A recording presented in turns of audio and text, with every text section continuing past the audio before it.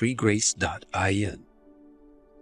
Hey, welcome to More to the Story. I'm Lucas Kitchen. It is September 1st, 2022, and we're going to talk about another megachurch pastor who has been put on a leave of absence. It seems like we see this all the time.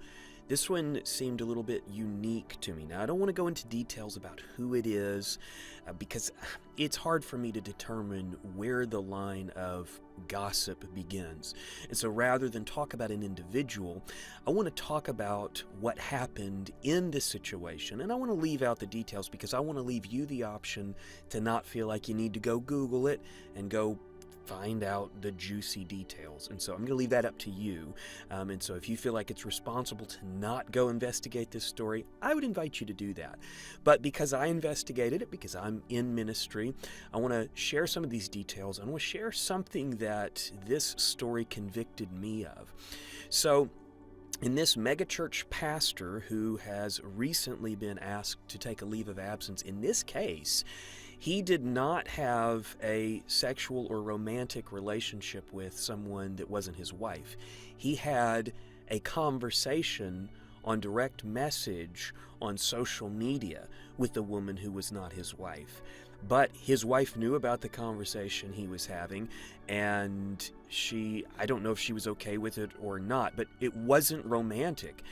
What happened was he had what they called a level of familiarity and frequency with his messages, and it seems like the main infraction in this case was that he was joking around with this woman who is a friend, but he was joking with inappropriate language and coarse jesting or coarse joking. Now, if you're not familiar with that phrase, it actually shows up in the Bible, but that is the phrase that they used to talk about this. It comes up in a verse that you might find familiar.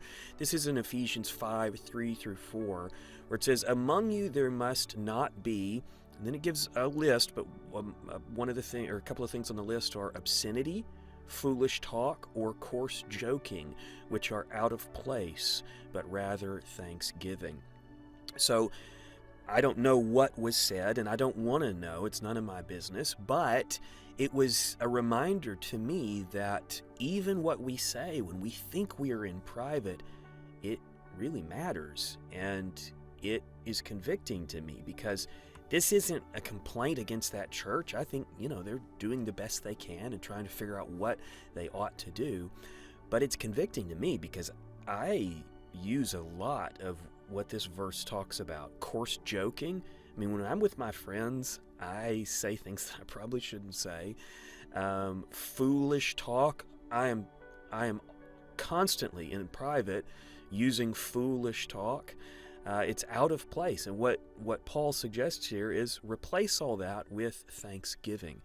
Wow, that's very convicting, and that sounds very difficult for me. But I want to get better at this. And this story with this megachurch pastor has reminded me that I have a bit of a problem. And if my private conversations were dragged out in front of other people, I think I would be pretty embarrassed. And so why don't we work on that today? Why don't we pray about that? Why don't we think about how we can improve in this area? And when we hear these stories, let's remember that those in leadership, they're under a lot of strain, and they are under a lot of scrutiny, and they are expected to be above reproach. But let's also have mercy and grace when we see those kinds of stories. Well, thanks for watching, and I'll be back with you soon.